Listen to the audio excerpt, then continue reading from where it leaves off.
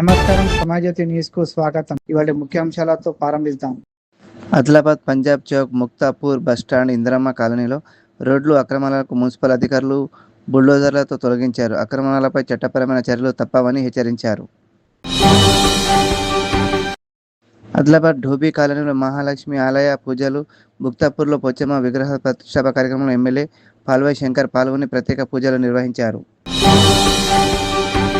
ఖరీఫ్ 2026 రైతు భరోసా కింద ఆదిలాబాద్ జిల్లాలో 1.44.945 మంది రైతు ఖాతాలో రూపాయలు 243.56 కోట్లు జమ చేసినట్లు జిల్లా కలెక్టర్ రాజేష్ తెలిపారు.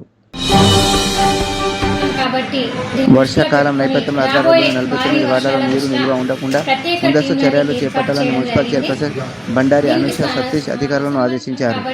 దీన్ని దృష్టిలో పెట్టుకొని రాబోయే భారీ వర్షాల దృష్ట్యా ప్రత్యేక టీంలని ఏర్పాటు చేయడం జరిగింది. దీనికి సంబంధించి 1 టౌన్కి కిరణ్ గారిని పెట్టడం జరిగింది, ఎన్విరాన్మెంటల్ ఇంజనీర్.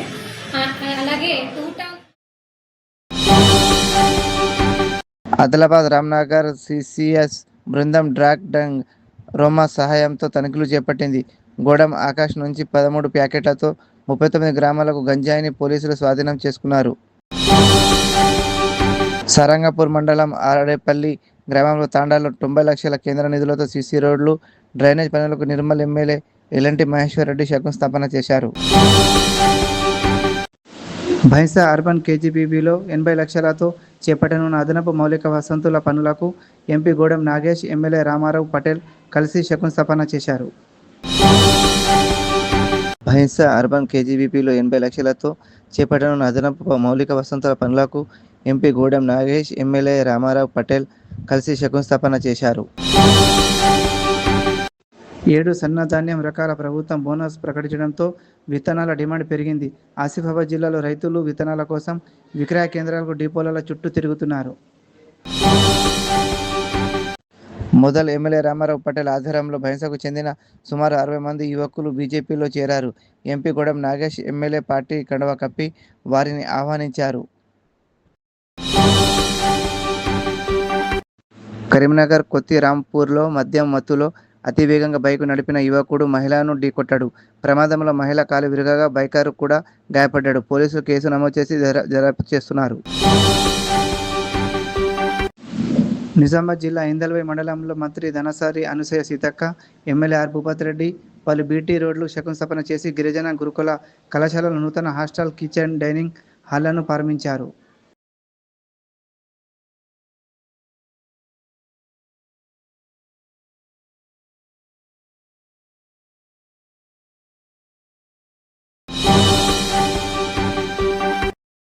హైదరాబాద్ సింగరేణి భవన్లో కిషన్ రెడ్డి ఉన్నత స్థాయి సమీక్ష నిర్వహించారు. కార్మికుల శ్రమకు గౌరవంగా నీలి రంగు యూనిఫామ్లో హాజరయ్యారు. కాళేశ్వరం ప్రాజెక్టు కూలిపోవడం దేశంలోని అతిపెద్ద మానవ తప్పింద విపత్తిని మంత్రి ఉత్తమ్ కుమార్ రెడ్డి అన్నారు. గత బీఆర్ఎస్ ప్రభుత్వం నిర్లక్ష్యం, అవినీతిలో తెలంగాణకు భారీ నష్టం జరిగిందని ఆరోపించారు. By the negligence and the corruption of the earlier BRS government. The Vigilance Commission, the Judicial Commission, the National Dam Safety Authority have very clearly outlined the lacuna in the Janagama సమీపంలోని బెంపర్తి హైవేపై పోలీసులు బారికేడ్లు ఏర్పాటు చేసి కేటీఆర్ కాన్వాయ్ను అడ్డుకున్నారు. బీఆర్ఎస్ నేతలు పోలీసుల మధ్య వాగ్వాదం చోటు చేసుకుంది. ఒడిశాకు చెందిన వేగంగా వస్తున్న ప్రైవేట్ బస్సు వెర్నా కారును వెనుక నుంచి ఢీకొట్టింది.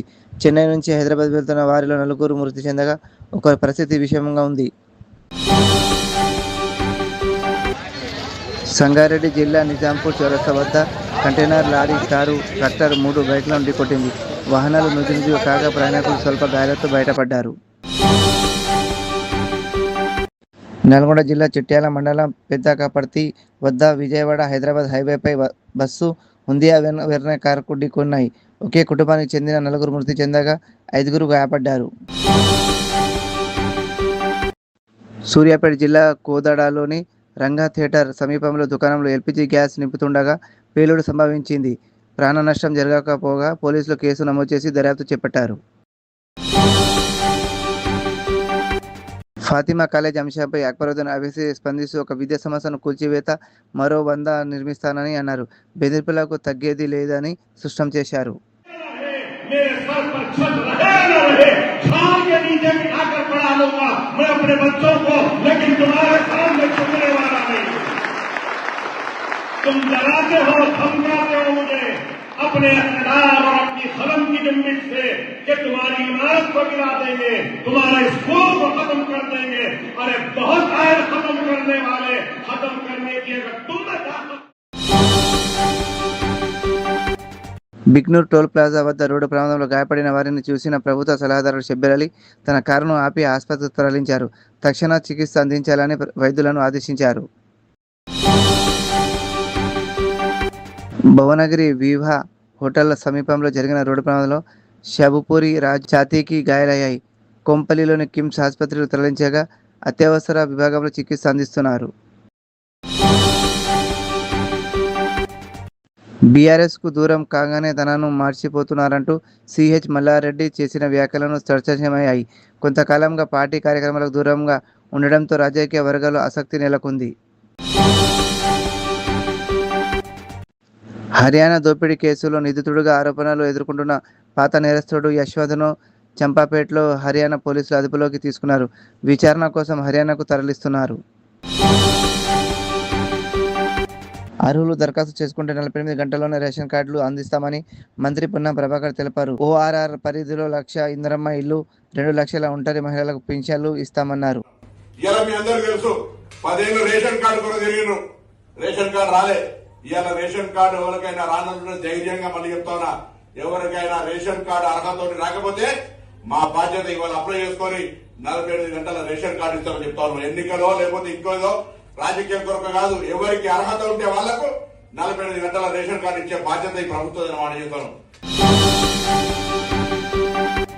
హైదరాబాద్లో TS09 FE 4997 నంబర్తో తిరుగుతున్న 3 హోండా యాక్టర్లను పోలీసులు స్వాధీనం చేసుకున్నారు. నకిలీ నంబర్లు పేట్ల వ్యవహారంపై వారాసిగూడ పోలీసులు దర్యాప్తు చేస్తున్నారు.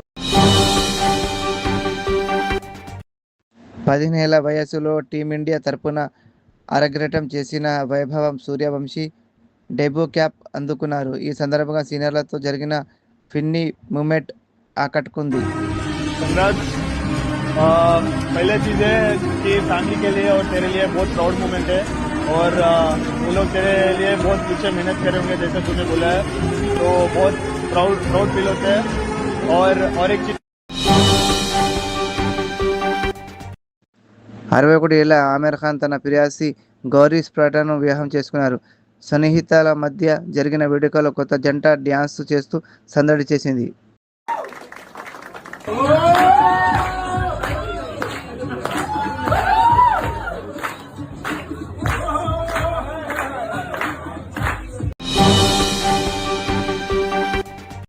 హైదరాబాద్లోని నాంపల్లి క్రిమినల్ కోర్టు ప్రాంగణంలో సోమవారం తెల్లవారుజామున అగ్ని ప్రమాదం చోటు చేసుకుంది. ఘటనకు సంబంధించిన పూర్తి వివరాలు తెలియాల్సి ఉంది.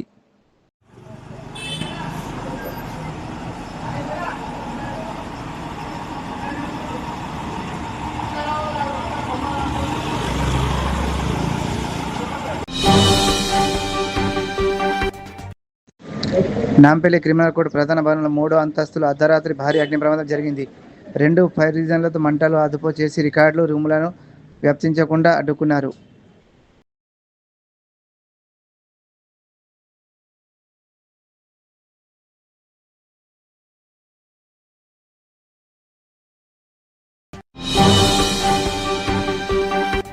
నిర్మల జూమ్ సమావేశానికి బైంసా నుంచి వెళ్తున్న 4 ప్రధాన ఉపాధ్యాయులు కారు నర్సాపూర్ జీ వద్ద డివైడర్ను ఢీకొట్టింది.